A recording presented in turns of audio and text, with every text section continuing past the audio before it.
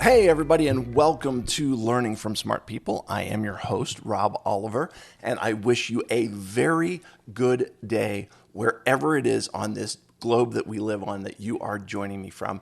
Thank you for being here today. Welcome to Learning from Smart People. And I think you're going to enjoy this today because you are learning from a smart person. And that, of course, would not be me, but it would be my guest. My guest today is Tiara Tucker.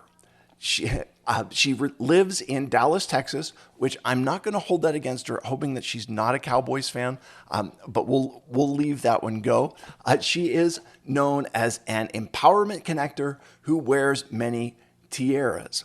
To name a few, she is a sought-after PR strategist, empowering speaker, event creator and host, a panel moderator, a communication coach, a social justice activist, a mental health advocate, a philanthropist, an executive producer, and the visionary founder and CEO of the Tiara PR Network, LLC, and Speak That Movement.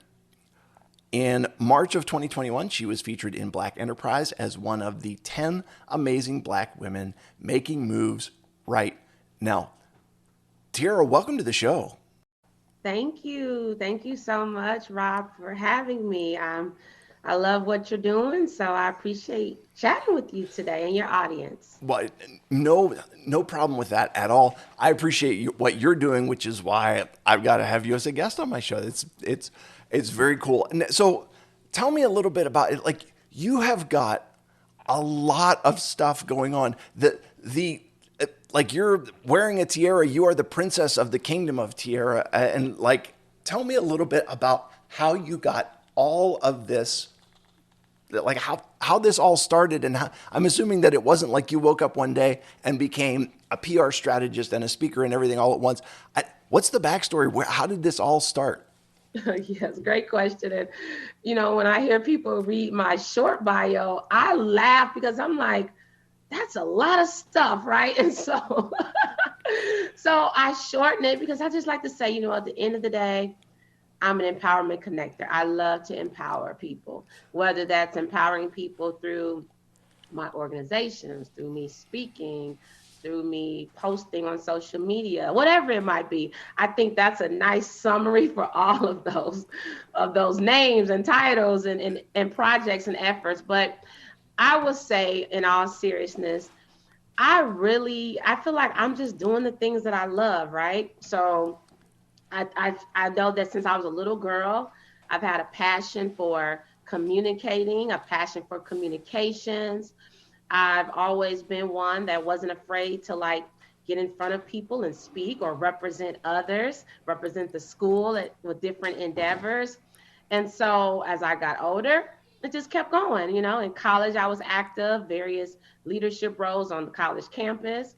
Then I started my corporate career, and on top of all that, I do have a corporate career. And even in my corporate career, I'm working in the public affairs space, the corporate responsibility space.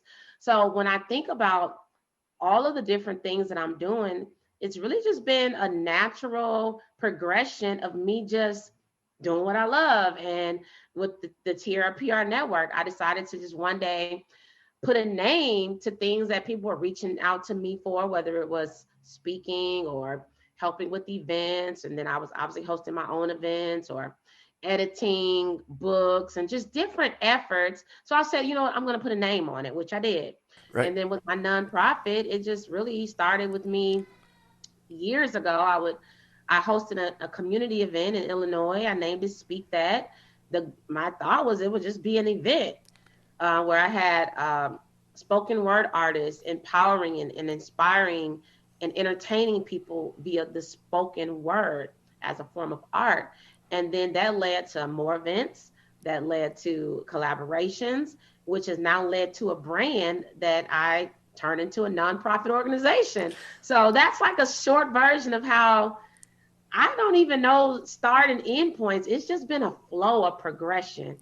Yeah. So I love, I love the story of that, and it's which none of you. So many people start off trying to figure out, okay, what can I do to make money?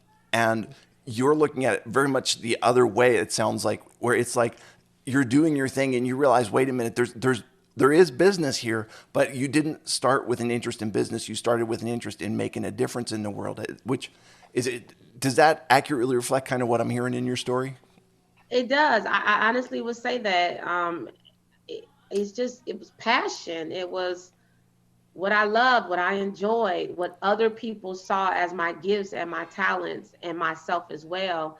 And then you hit, a light bulb goes off like, wait, oh, this could be a business and things like that. So, and granted, I know some people may be the other way around. They may go out, create the business, and then eventually like it.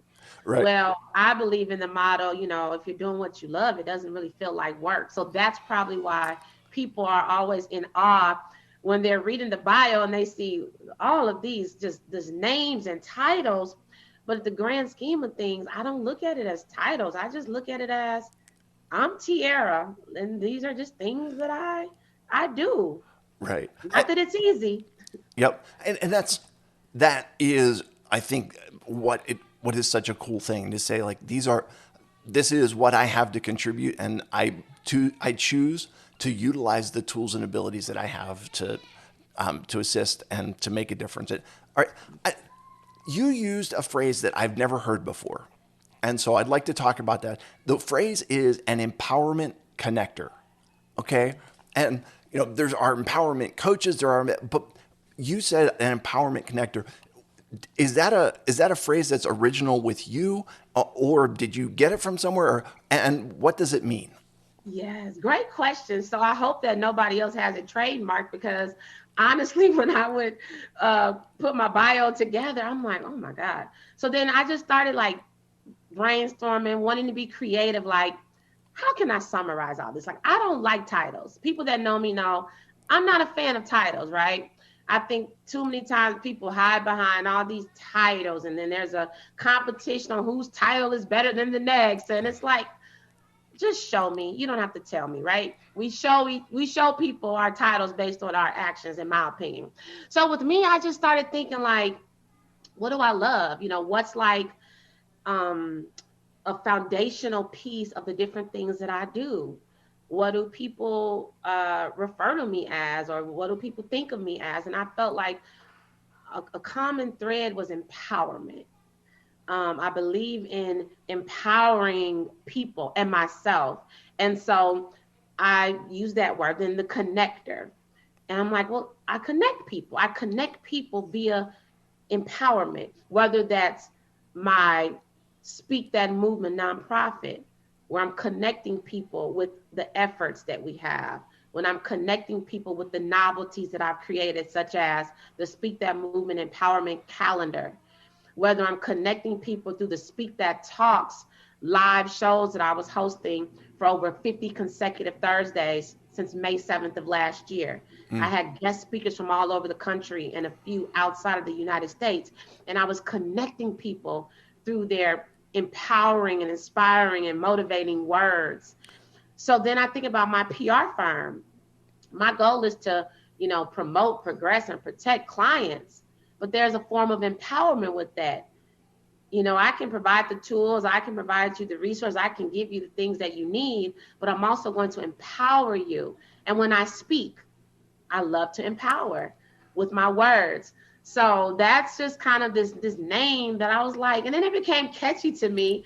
And two words are a lot better than the 30 that you just read, right? So that's just kind of how I pulled that together. Right. So when you say a connector, I'm hearing you say you're connecting people with other people. You're connecting people with resources. You're connecting people with opportunities. It's not just being a people connector. It's helping people get connected and plugged in to all of the things that surround them, not just to the people that surround them. Is that what you're And doing? I'll take that deeper, because people are connecting with themselves. Like when I speak, my ultimate goal when I speak, or when I'm on a podcast, when I'm being interviewed, I want to say words that will help people connect within themselves, make people feel inspired, motivated, encouraged.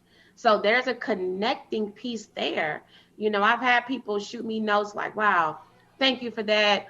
I just want to let you know that I just started this new business. But it was something that they might have heard. It might have been something that they attended, maybe that I hosted or created, or maybe they were a part of an event and they did connect with other people, but through that connection maybe they internalized things. So I would say that it's a combination of connecting externally and internally as well.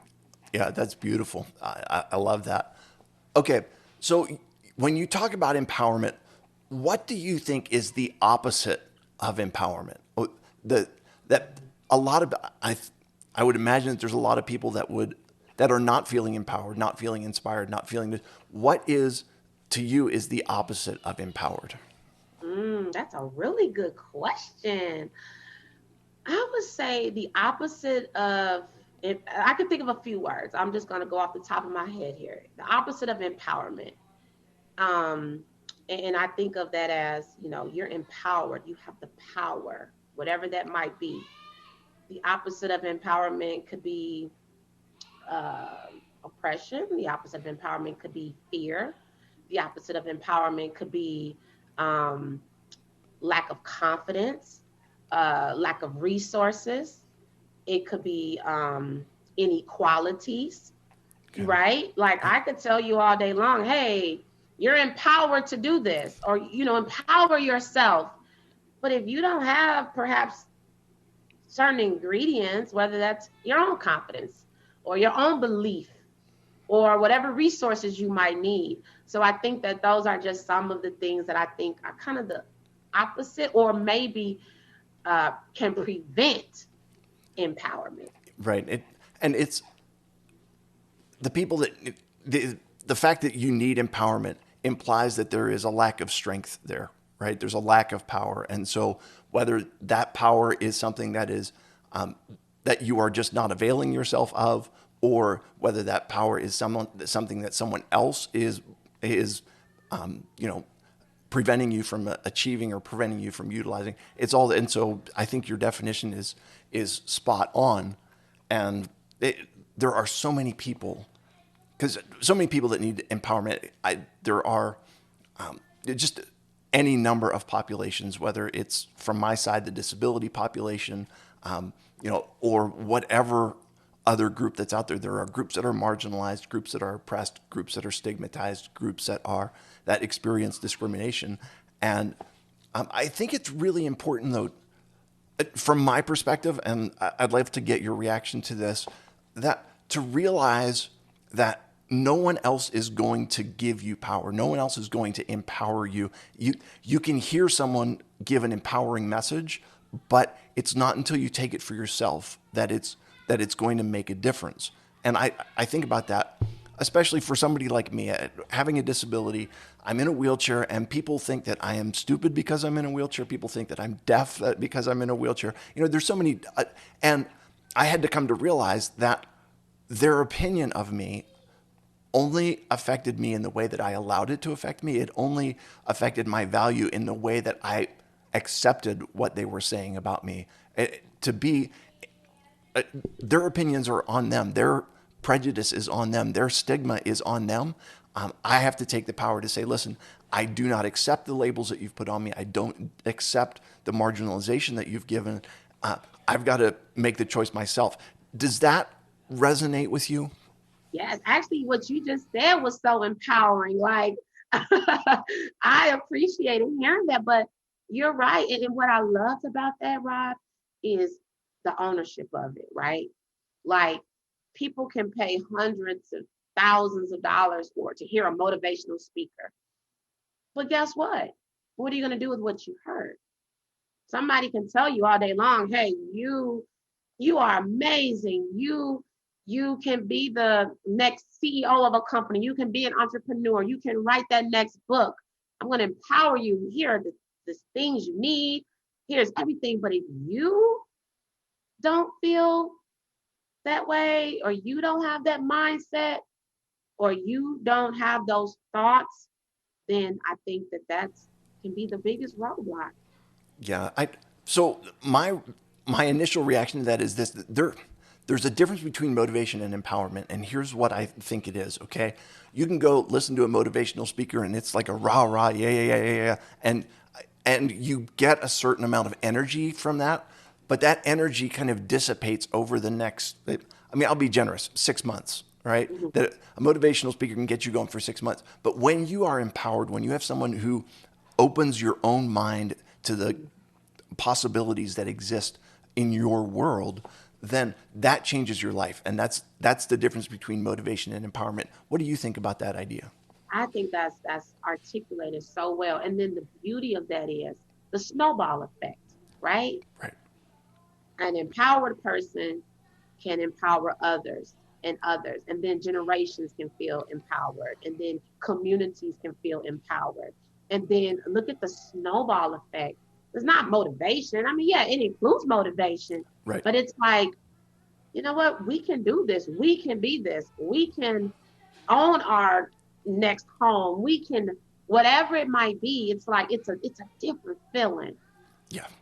I, and again, I feel that I feel like I keep giving you all of my stuff instead of actually we're having No, more of I a love conversation. it. We're having a conversation rather than an interview, which isn't usually That's my great style. though. But because I'm thinking about this, even to me, becoming an entrepreneur myself is a form of empowerment because realizing in the with a disability, I am experiencing some discrimination in the workplace. Okay, where I'm going in, I'm interviewing for a job, and I'm not getting the jobs that I'm interviewing for. I'm not getting a call back. I'm not any of those things.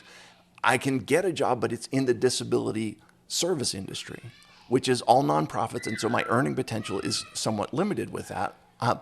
And to say, you know what, I've I've had it with relying on other people to figure out how to earn for me to earn a living. I'm going to do this myself, and I'm going to basically become the captain of my own ship, and my earning potential is only limited by what I'm willing to do and what I'm capable of. And so in that way, it's a empowerment shows up in so many different ways. Does that make sense to you? No, that makes total sense. And I think that, I mean, that is just such a great example. Thank you for sharing that because, you know, I personally believe, and this is my thought, is that some of the greatest ideas or the greatest next levels in life come because of a potential limitation or roadblock or denials or, someone being not considered. And I mean, even my star, like my things, a lot of the things that I do, I can't wait on someone else to give me a green light to do something. Well, guess what? If I want to create something, if I want to do something, then I'm going to do it because I am empowering myself to say, I see a missing a link here, or I see an opportunity. So I think that that is so dead on because, you know, would we have had light bulbs if there wasn't a need? Would we have had stoplights if there wasn't a need? But it took individuals rather, to say, you know, and I think that even with your example, sometimes people give, how do I put this? Sometimes we put power into the hands of people who don't deserve it. Like that is one of my, I will just say this, one of my frustrations at times when I think about certain workplaces, right? And I'm not saying any in particular, I'm not even saying my own, I'm saying in general, there are so many talented people who are passed up because of things and characteristics and that don't even apply. Like, why does it matter if somebody can walk or be in a wheelchair to have a job where they might be sitting down anyway? Yeah.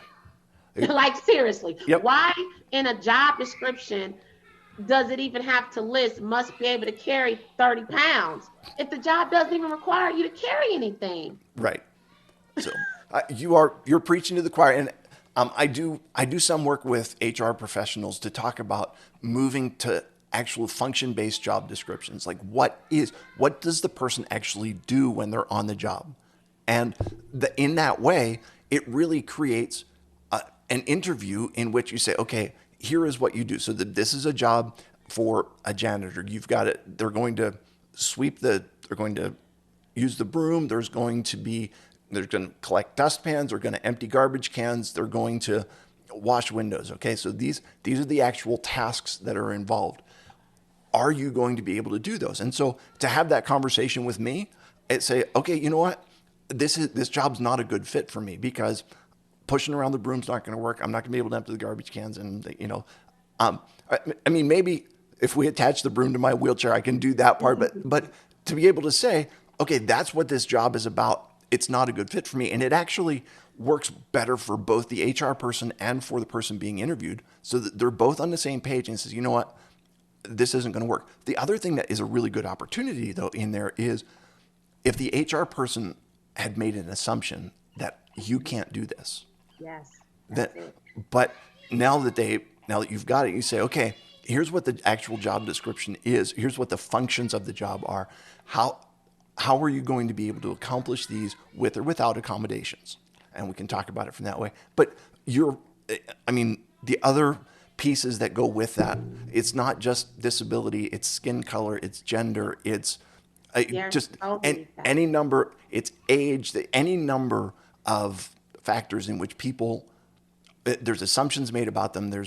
Anyway, Yeah, and that's where the biasness comes in, right? Whether it's unconscious bias, intentional biasness, and I think that that's where sometimes injustices may come into play, or even discrimination, where it's like, how about if the powers that be are more specific on exactly what they're wanting and desiring and needing, and then making it a truly equally opportunity, a truly equal opportunity space for people, and not pulling in those biased thoughts. yeah, and in some ways, what you're talking about with the pulling those thoughts in, it is easy to suck in negativity, and as you bring that in, it affects your own psyche. It affects your own the way that you think about the world and the way that you think about yourself, and it affects your mental health. Really,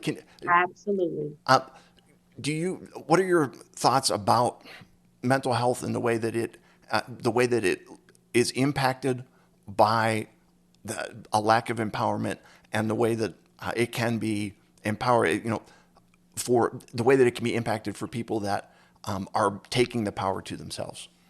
Yes, excellent question. And I'm really passionate about mental health and mental health advocacy, because I'm sure at some point a lot of people, and I won't even say all, I'll be honest, I'll say a lot of people may have experienced certain things in their life, whether it was in the workplace, outside of the workplace, just relationships, whatever, where our mental health might be impacted because of what somebody else said, or what somebody else did or did not do or did not say, right? Because it can go both ways, or always, basically. And I do think that, mental health, oh my God, it is, that's the number one attack, right? The mind. And then from there, beliefs can be created. They could be inaccurate beliefs. Someone may feel like, oh, I'm not good enough, or oh, this impediment, or this disability, or oh, my skin color, or oh, my gender, whatever it might be, is a problem. So then that can create mental, uh, I'll say, issues, and then that can result in confidence, that can result in self-esteem, insecurities, and then that can just keep going on and on if people don't feel empowered enough to say, wait a minute, hold on. That person's opinion of me doesn't really matter. Mm. That's not a true statement. I don't believe that. And one thing that I have seen a lot is sometimes the most unimpressive people can leave the biggest impact on people. You know, Yep. like I think about that a lot. Like, wait a minute, that person in my life was not even impressive, but they had that much control over my future, my career, or whatever it might be. And so when we really pause sometimes to think about that, and I know it's hard. That's why depression exists. Sure. That's why anxiety exists. Because if it was easy and we could just easily say, nope, I'm not taking that, I'm not believing that, we wouldn't have mental health issues, right? So I know it's not easy, but I do think that to me, an important thing is to just recognize it and try to take control over it, maybe as it's happening or as it's progressing, and then to try to take that control back, right? Maybe that's a relationship that isn't needed, and that may not be easy to leave a relationship, but Hmm. recognizing things that are taking you down or taking you to an undesirable mental place, undesirable physical place, what financial, whatever it might be. Right. And one thing that I love to talk about with Speak That Movement, um, first of all, one of the focuses of Speak That Movement, my nonprofit, it is women empowerment, mental health, and social justice. And I specifically wanted a focus to be mental health as it pertains to professional women in business. Because as women in business, we deal with so many things that can impact our mental health, you know? And so one of the things that I do like to share all the time are the four pillars: dream it, believe it, speak it, and walk it. And in particular, the speak it pillar, because I believe, there's power in speaking life over ourselves, encouraging ourselves, saying positive things to ourselves, affirmations. And some people may think, oh, that doesn't work. Well, maybe it doesn't work for everybody, but I do know and I believe there's a lot of value in self talk or just reversing the negative things that you may have heard and turning them into positives. Yeah, I was actually thinking about this when you talk about mental health and then you talk about speaking it. And I was just talking to someone the other day, and they were saying about identifying the negative voices in your head, because very few of the negative messages that we hear ourselves, that we give ourselves, are actually ones that we came up with. So many of them are things that we were told by other people, and we've just brought them in, and that's the negative mental noise in our head. And so, if we can identify whose voice is it that is speaking this to me, and do I, as you said, do I accept this? Do I believe this? And I had a guest on. I think his name was Nathan, and he was talking. He's a person with a disability, and his thing was no label defines me. Mm, Okay, so what other people say about me, what other people think about me, it doesn't define me. And what other people have told me about myself, what other people have said about me, those voices, the things that I hear, they aren't the things that define my opportunity, define my ability, and define my potential yeah. for achieving great things. And oftentimes they're lies. They're Yes, lies. I, there, and they're lies, they're misrepresentations, they're misunderstandings, and nobody can see things truly from your perspective except you. And so it's someone who is not seeing the whole picture. And because they're not seeing the whole picture, they don't have the complete understanding. And without the complete understanding, their information is lacking in some way. So Yes. definitely. I love it. We didn't get a chance to really get into that, but you talked about your four pillars, and your Mhm. four pillars. I think I just want to make sure I got them all. And that is, it's dream it, Yes. believe it, speak it, and walk it. That's Right? it. Okay. And to me, tell me a little bit about that walk it piece. Because dream it. I understand. Like you dream big, and Yes. when you have the dream, you believe it, and that's part of. It moves from kind of being out there to being part of you. It becomes internalized. When you speak it, it takes it takes on a sound. It actually is coming out of you. But then the walk it piece. Talk to me about that. Yes. Yes. So the walk it piece is to me, without the walk it piece, is just a dream. It's just a thought. It's just an idea. But the walk it piece is like walk in it. It's action, right? It's action. So dreams come true with effort, with action. Now, granted, some people may just get a silver spoon. Life is easy. Dream it, say it. I got it. That's not typical, right? For most people. But The walk it is, for instance, if somebody out here says, I want to be an entrepreneur, I want to write a book, I want to advance my career. Well, walk it, take the steps to make it happen. Dr. King is quoted for saying, um, faith is taking the first step, even when you do not see the entire staircase. Mm. So that's the action piece. It's perhaps making the list and knocking things off one step at a time. It's recognizing that every step, every effort leads to more, you know? And so I like to say, it's not about perfection, but progression. Right. It's moving forward. Yeah. However, So yeah, there are dreamers in the world, right? There are people that have, amazing thoughts about what could be. And there are talkers in the world, people who they can talk a good game. But you've heard, the people that are all talk and no action. And what you're saying is your dreams, your beliefs, your what you talk about, it's so important to put this into action and for it to actually happen. Listen, Tiara, you've been phenomenal. If people are looking to get a hold of you, where can they find you on the web, or what's the best way to get you? yeah, well, hey, I would love to connect, connector. So I would say go to my website, if you're interested.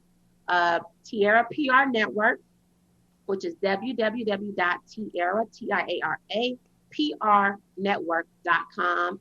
And that's where you can learn more about my PR efforts. I am proud to say that I was just selected as a top 40 under 40 by the Public Relations Society of America in Dallas. So check out Congratulations. that website. Thank you.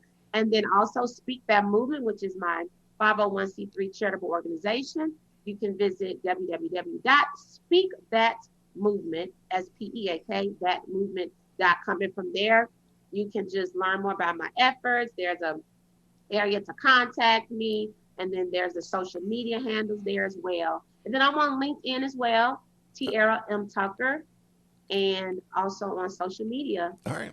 Beautiful. And I will happily put those links in there. And you have been kind enough to offer a free discovery call for anyone who's gets in touch with you as well.